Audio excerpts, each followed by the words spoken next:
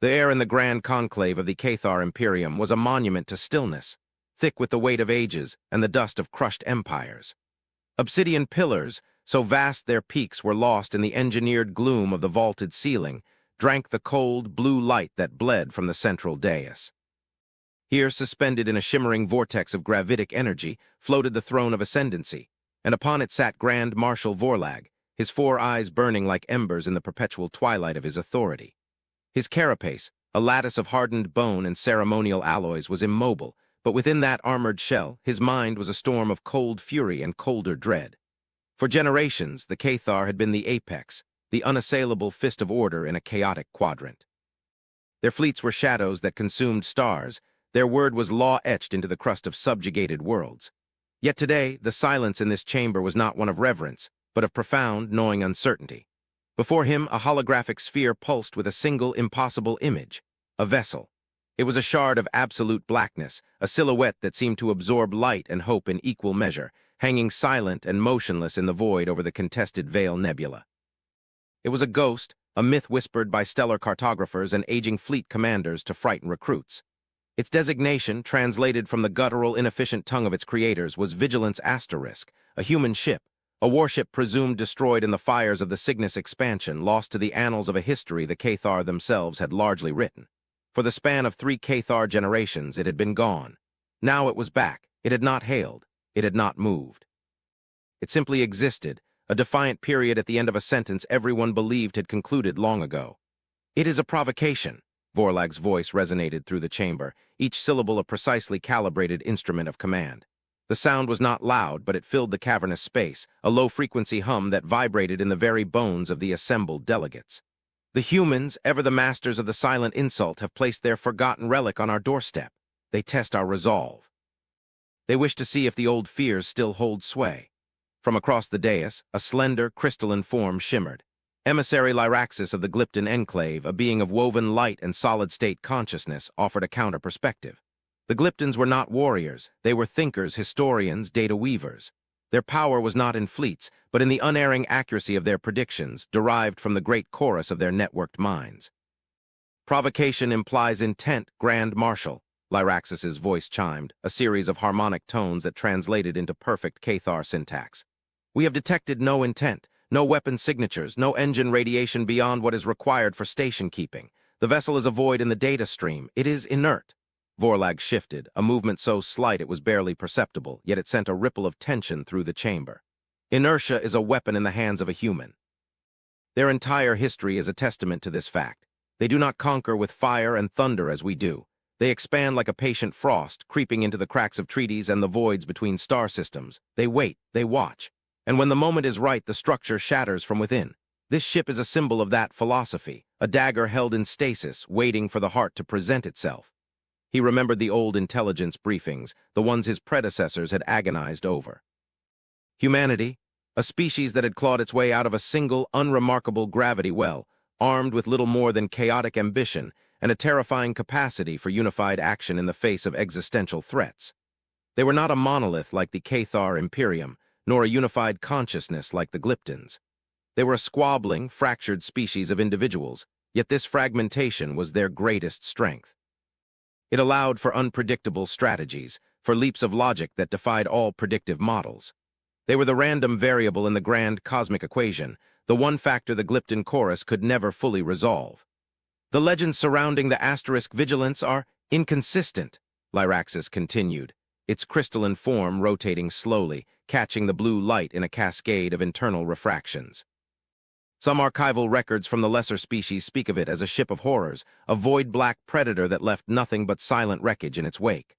Others, fewer and less substantiated, describe it as a vessel of sanctuary, a ghost that appeared only to offer aid in moments of galactic cataclysm.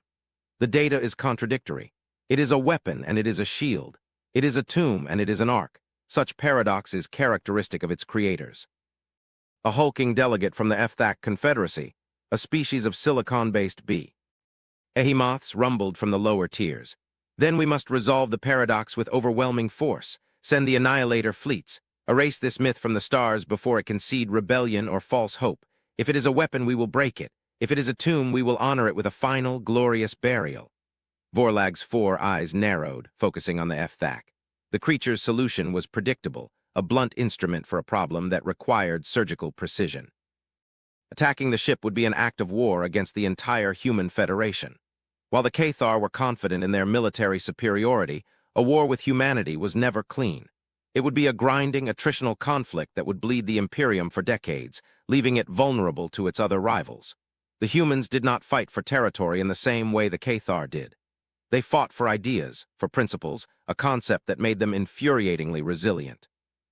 They could lose a dozen systems and still consider themselves victorious if their core ideology survived. To attack without understanding is the mark of a lesser intelligence, Vorlag stated, his voice a cold dismissal of the FTHAC's proposal. We are the Cathar. We do not act out of fear. We act from a position of absolute knowledge. We must understand why this vessel has returned. Now, what was its last known trajectory? What was its mission? The Grand Archivist, a wizened Cathar whose carapace was scarred with the data glyphs of 1,000 campaigns, stepped forward. Grand Marshal, the records are sealed under the highest security protocols of your predecessors. They speak of the Cygnus anomaly. The Vigilance was dispatched by the humans to investigate a phenomenon we had deemed too volatile to approach. All contact was lost. The official human report claimed the ship was destroyed in a gravitic shear. The Imperium accepted this report. It was convenient. A single word that spoke volumes. The Imperium had been consolidating its power at the time. The sudden disappearance of humanity's most advanced and enigmatic warship had removed a significant piece from the strategic board. No one had questioned it too deeply. No one wanted to look into the abyss of the Cygnus anomaly, a region of space where the laws of physics seemed to fray at the edges. And the nature of this anomaly. Lyraxis chimed, its curiosity a palpable wave of energy. The archivist hesitated. The data is incomplete. Reports spoke of temporal distortions, of echoes from other realities. The few probes we sent returned with corrupted data, their logic cores screaming with paradoxes before they self-destructed. The humans, in their typical recklessness, sent a crude vessel. Vorlag stared at the image of the Vigilance Asterisk, a ship that had sailed into a sea of cosmic madness and returned. What had it seen? What had it become? Was the crew even still human? Or was it now piloted by something else entirely, something that had looked upon the naked architecture of reality and been irrevocably changed? The silence it projected was no longer just menacing, it was profound. It was the silence of a being that had witnessed things so far beyond their comprehension that conventional communication was rendered meaningless. It is broadcasting nothing, an intelligence officer reported from a recessed alcove, her voice a clipped professional monotone. No energy signatures, no communication arrays active, no life support readings that conform to any known biological species, including human. However, there is something else. A faint, layered signal buried deep beneath the ship's passive energy field. It is not a communication. It is a presence, a field of complex, ordered information. The Glyptons may have more success in its interpretation. Lyraxis's form pulsed with a soft, white light. We have been analyzing it since the vessel appeared, Grand Marshal. It is not a language. It is mathematics, pure conceptual mathematics woven into the fabric of spacetime around the ship. It describes principles of quantum mechanics and cosmology that are theoretical even to us. It is the most elegant and complex structure of information we have ever encountered. It is less a message and more a proof, a demonstration of a level of understanding we did not believe possible. A cold dread, an emotion Vorlag had not truly felt since his larval stage, began to coalesce in his primary heart. A warship that did not speak in threats of violence, but in the universal language of cosmic law. What kind of species builds such a thing? What was its purpose? This was not a weapon designed to break fleets and shatter planets. This felt like a weapon designed to break minds, to shatter the very foundations of a civilization's understanding of its place in the universe. They are showing us the gap, Vorlag murmured, more to himself than to the conclave. The chasm between their knowledge and ours. This is not a prelude to war, it is a declaration of ascendance. They are telling us without a single word that we are no longer their peers. We are primitives, playing with crude explosives while they are composing symphonies with the strings of reality itself. The chamber fell into an even deeper silence, the weight of the Grand Marshal's realization settling upon every delegate. The fear was no longer of a phantom warship, but of what it represented. The quiet, terrifying possibility that while the Cathar had been perfecting the art of conquest, humanity had been perfecting the art of existence. "What are your orders, Grand Marshal?" the intelligence officer asked, her voice steady despite the existential crisis blooming in the heart of the Imperium. Vorlag stared at the silent ship, a black wound in the starfield. For the first time in his long, storied career, he did not have an immediate answer. The protocols of war, the strategies of diplomacy, the doctrines of intimidation, all were useless here. How do you threaten a ghost? How do you negotiate with a mathematical proof? He felt like an ancient warlord facing the invention of gunpowder for the first time, his sharpest spear suddenly a child's toy. "Prepare a diplomatic vessel," he finally commanded, the words feeling alien in his own mouth. "Highest honors. No escorts. We will not approach them as a potential enemy, nor as a supplicant. We will approach them as equals, hoping they still recognize the term. I will lead the delegation myself, with emissary Lyraxis." The conclave stirred, a collective gasp of disbelief rippling through the delegates. A Grand Marshal of the Cathar Imperium did not engage in first contact. He dictated terms of surrender. For Vorlag to go himself was an unprecedented act of humility. It was a concession of uncertainty that would shake the foundations of the Imperium's image of itself. But Vorlag knew this was no time for pride. The future of his entire civilization might hinge on this single interaction. They were no longer dealing with the scrappy, chaotic humans of old. They were dealing with the silent, unknowable entity that had emerged from the Cygnus anomaly. They were dealing with the legacy of the Vigilance Asterisk. And for the first time, the Cathar Imperium was not the one dictating the terms of engagement. It was answering a summons it hadn't even known it had received. The Cathar diplomatic courier, the harbinger of Resolve Asterisk, was a vessel of stark, intimidating beauty. Its hull was polished chrome and obsidian, designed to reflect the overwhelming power of the Imperium it represented.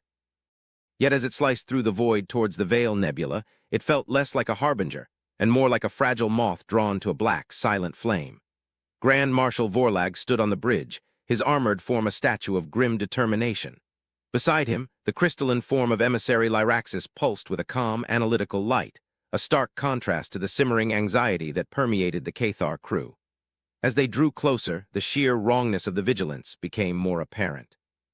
It was not merely black, it was a hole in space.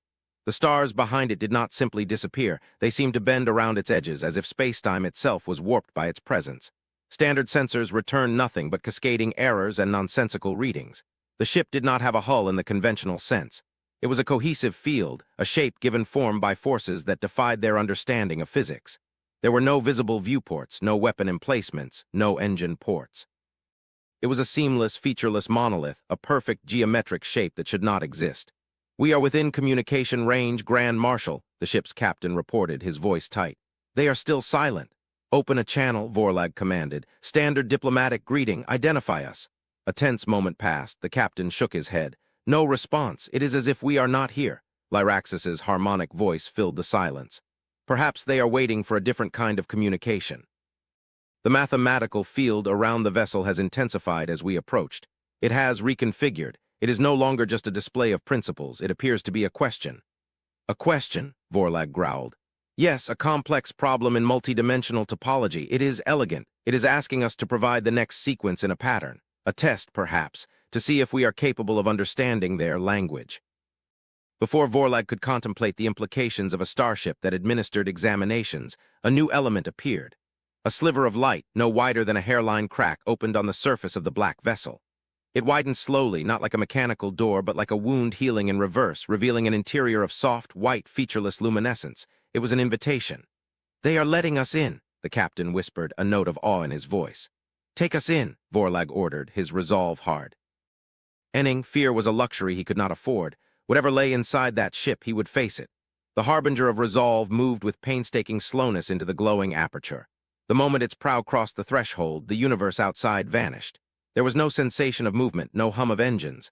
One moment they were in the void of space, the next they were adrift in an endless expanse of soft, white light. The ship's instruments went dead. They were floating, suspended, inside the enigma. "Report," Vorlag demanded, his voice flat. "All systems are offline, Grand Marshal," the captain replied, his composure strained. "We are held in some kind of stasis field. We have no control." Then a voice. It was not broadcast over the comms system. It bloomed directly inside their minds. It was calm, genderless, and impossibly ancient. It was a human voice, yet it held the weight of geological time. "Welcome, Grand Marshal Vorlag of the Cathar Imperium. Welcome, emissary Lyraxis of the Glypton Enclave. We are the stewards of the Vigilance. Please disembark. We mean you no harm. The psychic message was not a command, but a gentle suggestion, yet it held an undeniable authority. The ship's main airlock hissed open, seemingly of its own accord. Beyond it, a platform of the same luminous white material had materialized, connecting their vessel to the silent infinity beyond. Vorlag and Lyraxis exchanged a glance, a shared moment of understanding between two vastly different beings facing the same profound unknown. Together, they stepped out of the harbinger of resolve and onto the platform. The air was cool and clean, with a strange metallic tang like the air after a lightning strike. The platform was solid under Vorlag's heavy tread, yet it felt like walking on solidified light. As they moved forward, the white void began to resolve. The light coalesced, forming walls, a floor, a ceiling. They were in a corridor that stretched for an impossible distance, its architecture clean, seamless, and utterly alien. There was no art, no decoration, only the purity of form and the soft, ambient glow. It was less a ship and more a temple dedicated to a minimalist god. At the end of the corridor stood a single figure. It was humanoid, tall and slender, draped in a simple gray robe that seemed to shift and flow like liquid metal. The face was human, but it was a face sculpted by time and knowledge. The eyes were a pale, luminous silver, and they held a deep, unshakable calm, the kind of calm that comes from witnessing the birth and death of stars. There were no guards, no weapons, no displays of power, only this one solitary being. "I am Ambassador Thorn," the human said, his voice the same one they had heard in their minds. It was quiet, yet it resonated in the vast space. "Thank you for accepting our invitation." Vorlag stopped, his full, intimidating height doing nothing to diminish the human's serene presence. "You have been silent for generations. Your reappearance has caused significant disruption. Explain yourselves." Thorn inclined his head slightly, a gesture of respect, not submission. "Our silence was necessary. Our mission required it. The vigilance was not lost. It was away." "Away where?" Vorlag pressed. "Beyond the rim," Thorn replied simply. "Beyond the known galactic plane. We were listening." Lyraxis pulsed gently. "Listening for what?"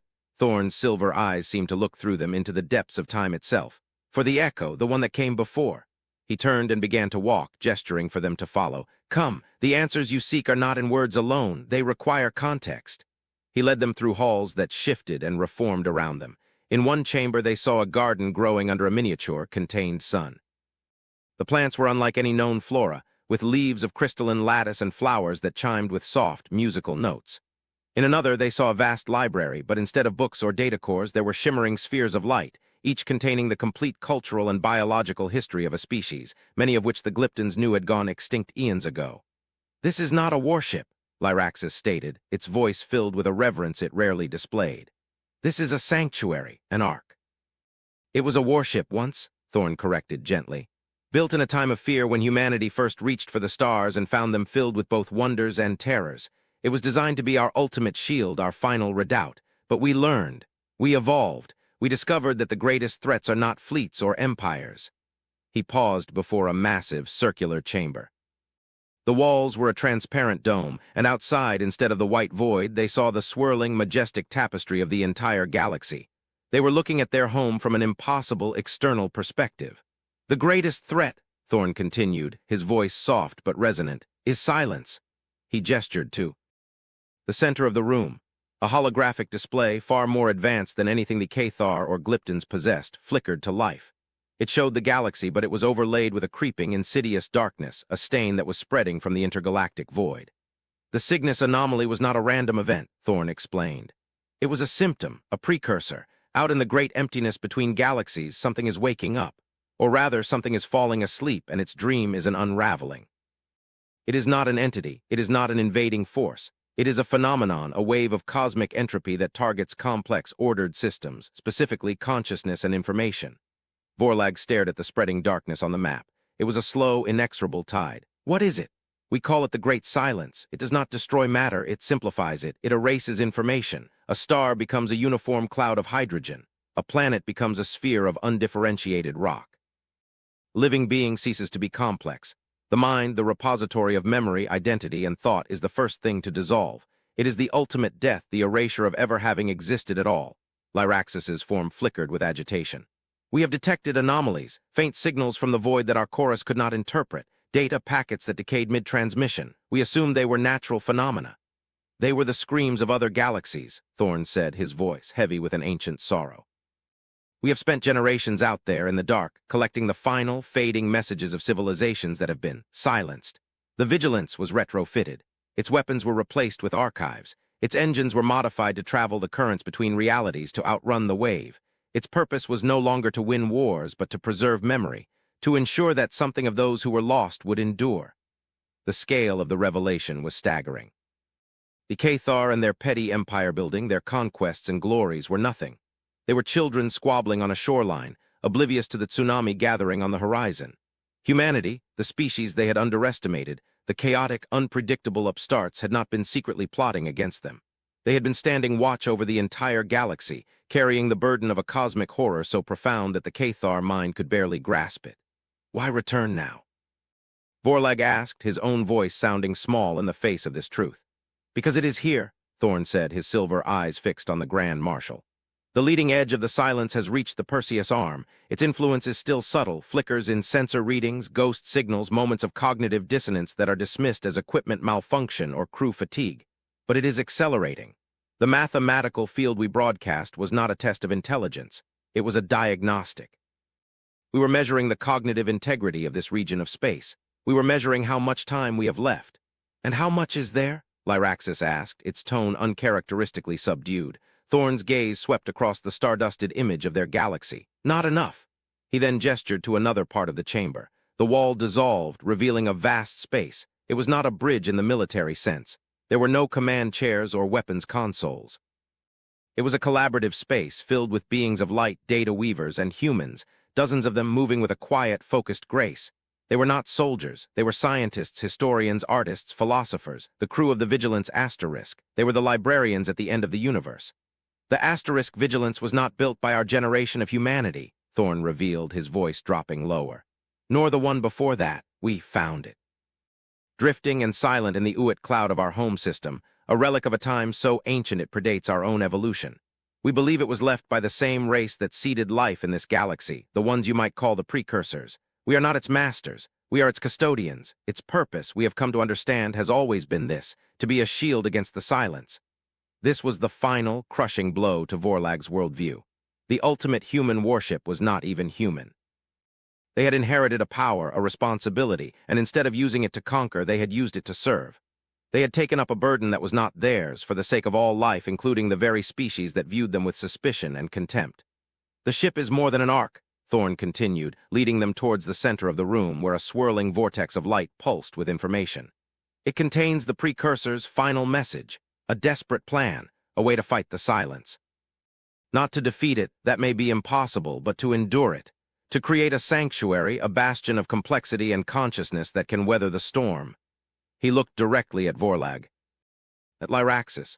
But it requires a unified effort on a scale this galaxy has never seen. It requires all of us. Cathar engineering, Glypton data processing, FTHAC resilience, and the knowledge stored within this vessel. It requires an end to our petty conflicts, an end to empire. It requires a beginning. Vorlag stood motionless, the weight of ages and the future pressing down on him. His entire life had been dedicated to the preservation and expansion of the Cathar Imperium. His honor, his identity, was forged in the crucible of war and conquest. Now a human, the steward of an ancient alien vessel, was telling him that all of it was meaningless dust in the face of a true, cosmic oblivion. He looked at the serene, determined faces of the human crew. They held no malice, no arrogance, only a profound, weary resolve. They had seen the end of everything, and they had not broken. They had chosen to stand and fight. His pride, the core of his Cathar being, warred with the undeniable, terrifying truth before him. To accept this would be to admit that his entire civilization's purpose had been a grand, tragic miscalculation. But to deny it would be to condemn everyone, including his own people, to utter absolute erasure. He turned to Lyraxis. The Glypton emissary's crystalline form was glowing with a brilliant, steady light. Chorus has reached a consensus, Lyraxis chimed, its voice for the first time filled with something that sounded like emotion. The data is irrefutable. The threat is real. Our calculations indicate that Ambassador Thorn's assessment is conservative. The Enclave will offer its full support. All eyes in the vast chamber turned to Vorlag, the human stewards, the Glypton emissary. Even he felt the ghosts of the precursors. The fate of the galaxy was waiting for the answer of a single old soldier. He took a slow, deliberate breath, the mechanics of his armored suit seeming loud in the reverent silence. He thought of his ancestors, of the long line of grand marshals who had built the Imperium upon a foundation of strength and dominance. They would have called this a trick, a human deception of unimaginable scale. They would have called for war, but he was not his ancestors. He had seen what they had not. He had stood inside the heart of a mystery and found not a weapon, but a warning, a plea. The Cathar Imperium was built to protect our people from the dangers of the galaxy, Vorlag said, the words feeling heavy, monumental. It seems we were merely looking in the wrong direction. He turned his four-eyed gaze to Thorn, a look of profound, world-altering gravity. You will have our fleets, you will have our forges, you will have our strength. He paused, the final words marking the death of an empire and the birth of something new, something more. What must we do? A sense of profound relief washed over the chamber, so palpable it was like a change in the atmosphere. Ambassador Thorn nodded, his calm expression for the first time showing a flicker of deep, resonant hope. We begin by working together. We will share the precursor data. Their plan is audacious. It involves reigniting dormant stellar forges, constructing a network of reality anchors across multiple star systems, and ultimately creating a pocket of stable spacetime, a world shield large enough to shelter the core worlds of all our species. He guided them towards the central holographic display. The map of the galaxy shifted, new symbols and lines of energy appearing, weaving a complex web of interstellar cooperation. It was a project of such immense scale and complexity that it would take centuries, even with their combined efforts. It was a task for gods, not mortals. This network, Thorn explained, pointing to a series of critical nodes, must be established with absolute precision. The reality anchors have to be synchronized to the quantum Planck-time level across thousands of light years.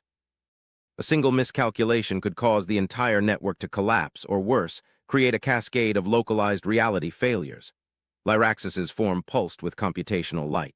The Glypton chorus can handle the synchronization calculations. Our network consciousness is uniquely suited for such a task. We will dedicate our entire processing capacity to it. And our fleets will guard the construction sites, Vorlag added, his mind already shifting from conquest to defense. The Fthak and other martial species will form the bulwark. We will protect the work. For the first time in millennia, the great powers of the galaxy were not planning for war with each other, but for a war against the fundamental nature of the universe itself. The old rivalries, the border disputes, the ancient hatreds, they all seemed like the squabbles of infants in the face of the encroaching silence. The chamber on the Vigilance became the heart of a new galactic alliance, a desperate, beautiful union born from the threat of total oblivion. Days turned into weeks. The Vigilance remained in the Veil Nebula, becoming a neutral ground, a capital for the new Galactic conquered. Vorlag, once the ultimate symbol of Cathar dominance, became one of its most ardent architects. His strategic genius now turned to logistics and defense on a scale he had never imagined. He worked alongside humans, Glyptons, and dozens of other species, the rigid hierarchy of his past life dissolving into the collaborative spirit of the present. He learned more in those weeks about the true nature of strength, the strength of unity, of shared purpose, of mutual respect, than in all his centuries of military command. One cycle, as he stood with Thorn and Lyraxis on the observation deck, watching the first of the newly allied fleets assemble in the void outside, a thought that had been nagging at him finally surfaced. "Thorn," he said, his tone no longer that of a commander but of a colleague. "You said you found this ship. That it was left by the precursors. Their final message was a plan to build a defense. But why would they leave? Why did they not build this defense themselves? They had the knowledge, the technology. They could have saved themselves." Thorn's serene expression grew somber. His silver eyes looked out at the assembled starships, but his gaze seemed to be seeing something much farther away in the distant past. "That," he said quietly, "is the part of the message we have struggled with the most. It is the reason we are so certain that the Silence is not a conventional enemy." He gestured to the central console. A new file opened, one they had not been shown before. It was not a star chart or a technical schematic. It was a single elegant symbol, a complex spiraling pattern that seemed to draw the eye inward. Beneath it was a string of precursor text. The plan to build the world shield was their secondary protocol, Thorn explained, his voice hushed. Their last resort for those who would come after. It was not what they chose for themselves. What was their primary protocol? Lyraxis asked, its harmonic tones laced with a new kind of dread. Thorn did not answer immediately. He looked from Vorlag to Lyraxis, his gaze heavy with the weight of the final, most terrible secret the Vigilance held. "They did not fight the Silence," he said softly. "They joined it." The statement hung in the air, a paradox that defied comprehension. Vorlag felt a chill that had nothing to do with the temperature of the chamber. "Joined it, but you said it was erasure, the end of complexity, of consciousness." That is how we perceive it, as a lesser state of being, but the precursors, they were a transcendent species. They had explored the physical universe to its limits. Perhaps they saw something else in the silence, not an end, but a transformation. A shedding of the material form, a dissolution of the individual self into a state of perfect, simple unity, a return to the fundamental substrate of existence. He pointed to the translated text below the spiraling symbol. This is the last log entry from the precursor commander of this vessel before they abandoned it and left. It translates roughly to, "We have sung our song. The symphony is over. Now we go to listen to the silence that comes after. It is not an ending." It is the sound of the universe breathing out. A profound, soul-shaking silence fell upon the three of them. The twist was not that there was a cosmic enemy to be fought. The twist was that the enemy might not be an enemy at all, but a destination. A final, terrifying, and perhaps even beautiful state of being that their own creators had, in the end, embraced. The entire foundation of their new alliance was built on survival, on the preservation of consciousness, memory, and identity. But what if that was just one perspective? What if they were fighting against the natural, final evolution of the cosmos itself? They embraced oblivion, Vorlag said, the words like stone in his throat. Or they embraced peace, Thorn countered gently. We do not know, we cannot comprehend their choice. We are not them. We are their children, and we have made a different choice. We choose to live. We choose to remember. We choose to sing our own song for as long as we can against the falling night. He looked out at the growing armada, at the ships of a dozen different species, all united by that simple, defiant choice, to exist.